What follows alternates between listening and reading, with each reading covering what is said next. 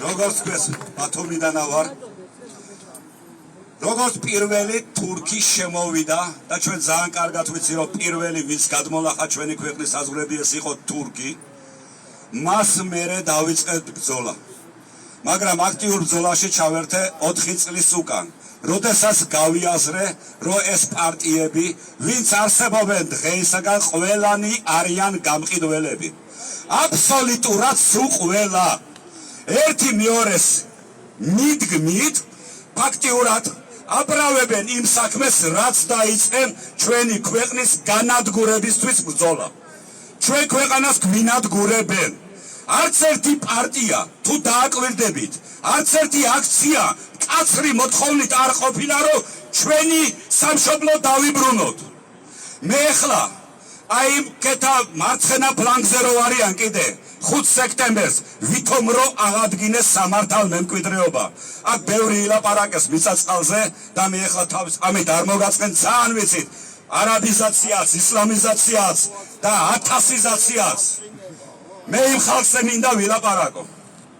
4 წლის უკან, როდესაც მე მივხვდი და გავიაზრე თუ რას ნიშნავს სამართალ მემკვიდრეობის აღდგენა, დავიწყეთ ბრძოლა ლაშა არსენიძე, გიორგი ჭელიძე, დანარჩენს აღარ დავასახელებ, ჯერჯერობით თავს ვიკავებ, გაერთიანებები, რომელთა ჩვენ გამოვაცხადეთ მემორანდუმი სამართალ მემკვიდრეობის აღდგენაზე, ზუსტად ის პარტიები, ეხლა რომ 5 სექტემბერს აღადგინეს, მაშინ თქვეს უარი, მაშინ თქვეს სამართალ მემკვიდრეობაზე ფეხზე კიდია ჩვენ პარტიები ვართ.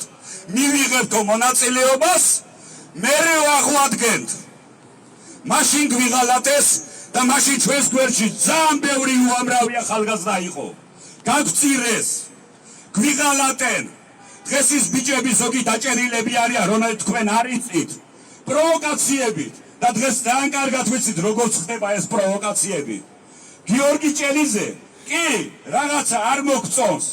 მიში თავისი რაღაცა შეხედულებებით, მაგრამ ის არის პატრიოტი ბიჭი, ის არის ქართველი, ის არის ჩვენში ერთადერთი, რომელიც არ გაიყიდა, არ დაემონა. 3 წელიწად ნახევარი სარდიელ კამერაში ყავდნენ გამოკეტილი ბავშვი და ჩვენ ვუღალატეთ, ჩვენ ყველა ვუღალატეთ. ასეთებს გინდას დოკვაძე, რომელიც 25 წელია, 26 წელია ზის, ჩვენ ვუღალატეთ. გინდა ზურაბაშვილი, რომელმაც პირველმა ბანკების წინააღმდეგ გაილაშქრა, ზის, ჩვენ ვუღალატეთ. ნუ თუ ასეთი ძნელია ქართველობა, ნუ თუ ასე უნდა გადავგვარეთ, რომ ჩვენი სისხლი ხორცი ციხეში ზიან, განდევნილი არიან, ჩვენ ძალიან კარგად ვიცით, მემსაძეები, მართალი სიტყვისთვის, მაგრამ აი იმ გაერთიანებას მინდა უთხრა ეხლა. მე 5 სექტემბრამდე სანამ გამოცხადდებოდა, მე ზოგიერთ წევრებს კიდე მივეცი შანსი, მივედი, ხვეწნით და ვთხოვეთ, რომ ამ გაერთიანებასთან ერთად ემოქმედათ. მე ამათვის ნება არ მithოვია, იმიტომ რომ მე მაშინ არ ვიყავი ამ ქართველთა გაერთიანების წევრი. მინდოდა რომ რაც შეიძლება ბევრი გაერთიანება მომხდარიყო. ადამიანს, დეპუტატებს, რომელიც თავს აცხადებენ, რომ ზვიადის გზას მოყვებიან, ვერანაირად ვერ ვართქმევინე, თქვენი სკამია უზენაესი, თუ ერია უზენაესი. ვერანაირად ვერ ვართქმევინე, რომ სამართალ მემკვიდრეობა ერმა უნდა აღადგინოს.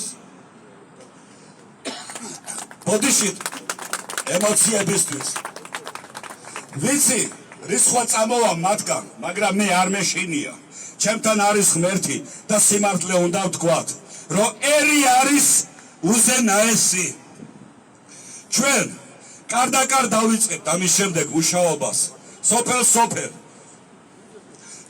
კიდე მინდა ვთქვა იმათზე, კიდე თავს ვიკავებ, მაგრამ ის ხალხი სააკაშვილის დროს ხო იყვნენ ხელისუფლებაში. თუ დამეთანხმებით, იყვნენ თუ არ იყვნენ?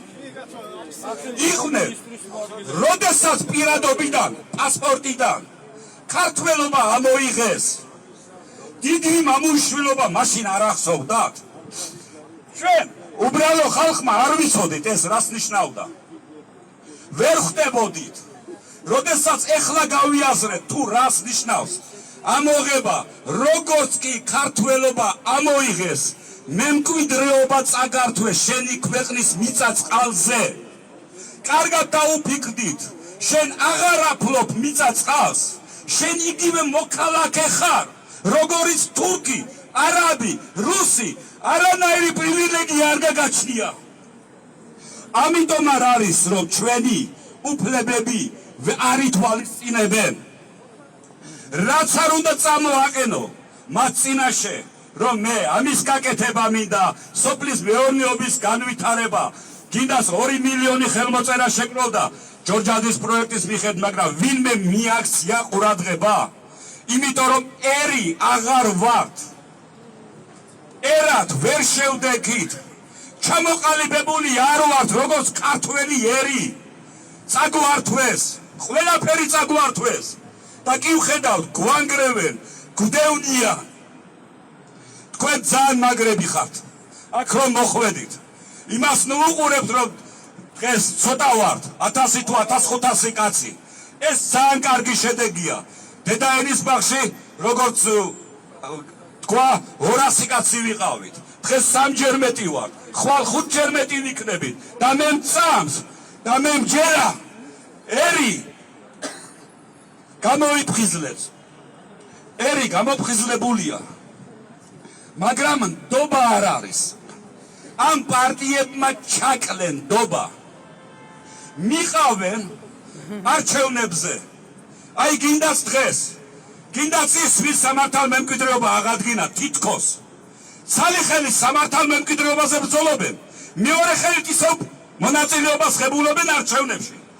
არავით არის განსხვავება. იგივე ლეგიტიმაციას აძლევენ. მერე გამოდიან და ყვირიან, გაგვიყალბა არჩევნებიო.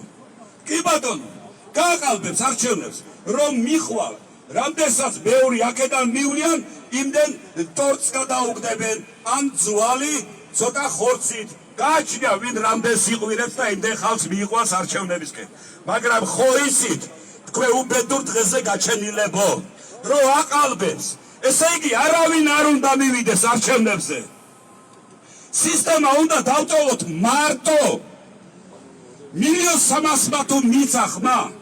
როდესაც არავინ არ მივა, აი ხო ებძვით, აი გინდათ ჩვენ, ხო ვებძვით, ესე იგი ბოლომდე უნდა ვებრძოლოთ. და ბოლომდე უნდა მივახციოთ იმ მიზას, რაც დავიწყეთ. ერია უზენაესი. ერი უნდა გამოცხადდეს სამართალ მემკვიდრედ. გაუმარჯოს ქართველებს.